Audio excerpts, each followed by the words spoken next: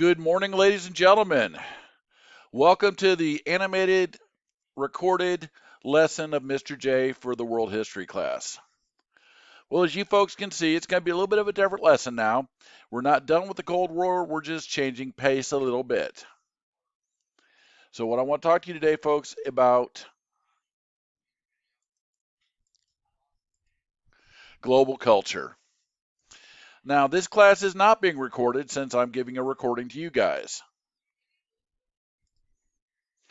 Alabama State Department of Education Standard 16 describe the role of nationalism, militarism, and civil war in today's world, including the use of terrorism, modern weapons at the close of the 20th and beginning of the 21st century.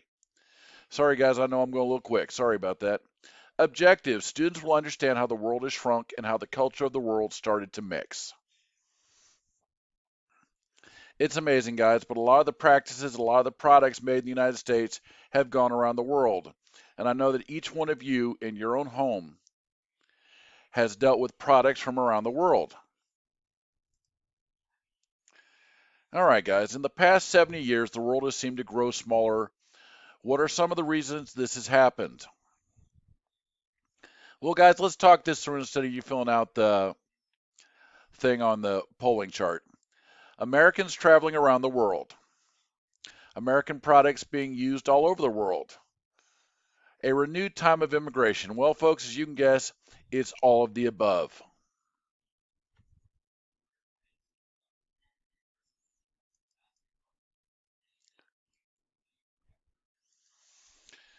Global culture. All right, guys, in the decades after World War II, technology gave people around the world a window through which to view life in the United States. A prosperous, technologically advanced America began to export its culture, rock and roll, food such as hamburgers and Coca Cola, Hollywood movies, and new styles of clothing. At the same time, styles, food, and music from other parts of the world became part of American culture. A complex exchange was developing, and the world was shrinking and becoming a global village. Many feared this would result in a loss of unique cultures. Some believed it was inevitable. Think about this, guys, my ladies and gentlemen here today. Is it inevitable that the world's going to shrink? Is it inevitable that our cultures are going to merge? Ask yourself that. All right, when did this all start? Okay, guys, it goes back to World War II, or the end of World War II, about 1945. The Earth starts to shrink. Americans start to send troops and products all over the world. All right, one thing about World War II, folks, is it was truthfully a global war. It was a war that went everywhere. American troops are sent everywhere. Australia, New Zealand, Japan, China, Hong Kong, Singapore, Africa, Europe, Asia, South Pacific Islands, Philippines. United States troops are everywhere. And what's the thing about United States troops? Well, wherever there are American troops, you can bet to God there are Hershey bars, Coca Cola, hamburger, rock and roll movies that go with them. Well, being that all this stuff is going with American troops, guess what happens, ladies and gentlemen? All these things start getting out into local public. That is why you see Coca Cola with different labels. Did you know there is not an American television show that is not translated into another country? Gracious folks, I saw a German version of Star Trek when I was young. The soap operas are the funniest things. You can watch The Young and Restless in Spanish, Portuguese, Norwegian, and it just drives me crazy. Now, think about this. It also affects the United States because while our service people are over there, when they are over in Europe, they're drinking German beer, driving German cars, eating German food. The same with Asia, Philippines, Africa, New Zealand.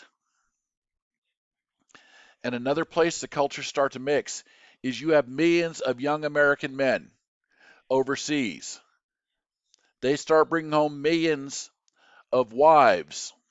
So we have Americans that are marrying Japanese women, Asian women, Australian women. European women, and they're bringing them all home as war brides. That is why a lot of you in this room now have different cultures in your ancestry. Well, as you can probably imagine, ladies and gentlemen, tensions start to rise. Places and people around the world started to fear that their culture would be diluted by American influence. And let's face fact, folks, there were people in the United States that started worrying that America was going to be diluted too. I always find that funny, guys, because American culture has always been a melting pot. Founding fathers come from Europe. There's a large African influence. There's a large Asian influence. All of these people came to the United States and mixed their cultures, kind of creating a unique American culture. And all the immigrants coming in now are going to do is continue that unique culture that America is so proud of.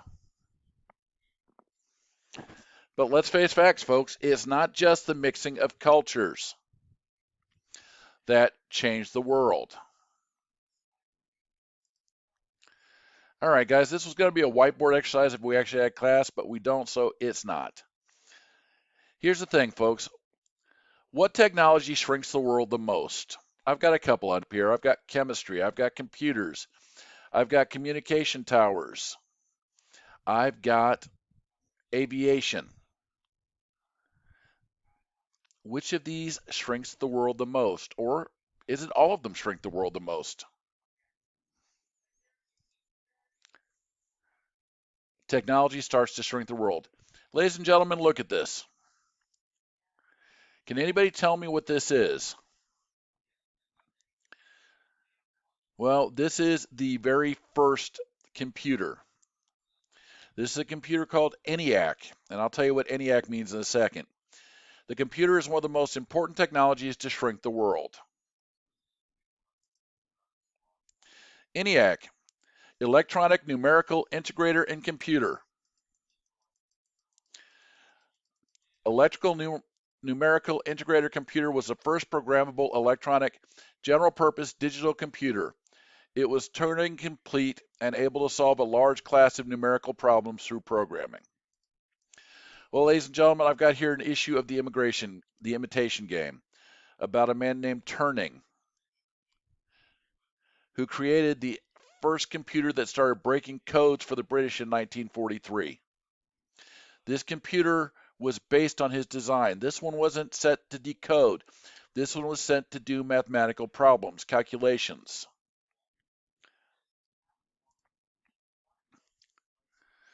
ENIAC is still in existence, guys. It's still running. Completed it by February 1946. ENIAC had cost the government $400,000. Hey, 1946, that is a lot of cash. Unfortunately, the war it was designed to help win was over. Its first act was doing calculation for the construction of the hydrogen bomb. A portion of this machine, because it took an entire warehouse, is on exhibit at the Smithsonian Institute in Washington, D.C. This is the birthplace of the modern computer. Now, every single one of you is staring at me on a computer monitor, correct? Let's compare. ENIAC was the birthplace. ENIAC was the grandfather of today's computer. Cost $400,000 in 1946. That's over $5 million today. Today, the computer costs today, your average laptop or desktop costs anywhere from $500 to $6,000, depending on what you want it to do. Some of the pricier gaming computers are way up there, and if you want a computer to mine bitcoins, they're up there too. ENIAC ran 100,000 calculations a minute. Today's computers run over 2 million calculations a minute. ENIAC was housed in an entire warehouse. You had to load punch cards to get it to do anything. Today's computer fits on a desk, fits in your lap. I mean, gracious, folks, I've seen some of you in your bed kick back with your back against the pillow with the computer resting in your lap.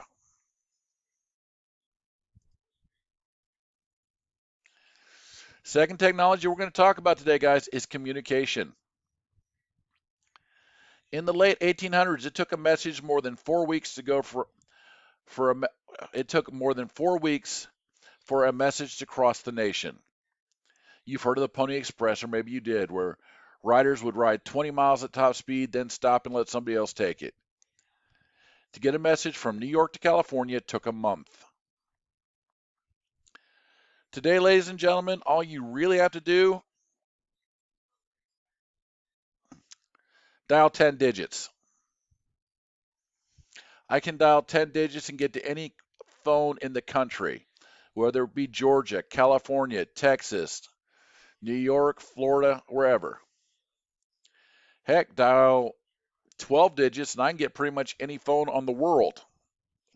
All you need is a phone number. Now look at these two pictures, ladies and gentlemen.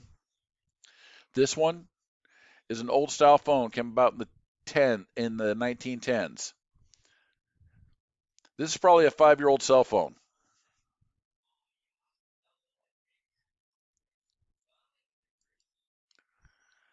Think of how important communications is, ladies and gentlemen. Famous lapse of communication. Did you know the War of 1814 ended with the victory at the Battle of New Orleans? The only problem is the Battle of New Orleans took place 1 month after the peace treaty was signed.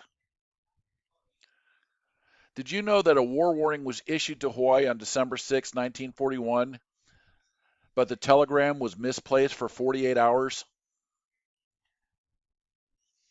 It's not just communications, ladies and gentlemen. It is also the fact that transportation is important. Travel has been an important part of civilization since the beginning of time. The Mayflower had taken 66 days to cross the Atlantic in 1620. But the other Mayflower set sail on September 16th. Oh, in 1620. In July 1952, on its maiden voyage, the SS United States, pictured here, shattered the record for the fastest crossing of the Atlantic by a passenger ship steaming from New York to Le Havre in France in less than 4 days. Guys, this ship is as big as it looks and sailed across the Atlantic, averaging about 60 miles per hour. And for a ship, that's frickin' quick. Sorry, I shouldn't have said it that way. For a ship, that is fast. The thing is, ships aren't the fastest way. The first time man flew under power was in 1903. The first time the Atlantic was crossed, it took 33 and a half hours in the Spirit of St. Louis. Pictured right there. The record for flight time across the Atlantic is under 5 hours, taken by the British Airways SST, which stands for Supersonic Transport.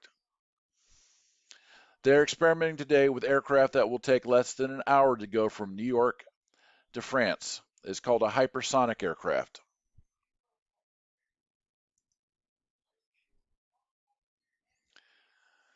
All right, ladies and gentlemen, this is supposed to be a whiteboard exercise. We're going to skip it, but I want you to think about something. I want you to think hard and tell me what you think is the most important technology today. What will be some of the most important technology in the future? How are they going to cause the world to shrink?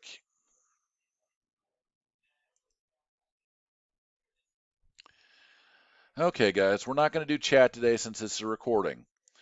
In chat, start listing the technology you think will become important in the future. All right, guys, put it this way. If you had $1,000 to spend on stock,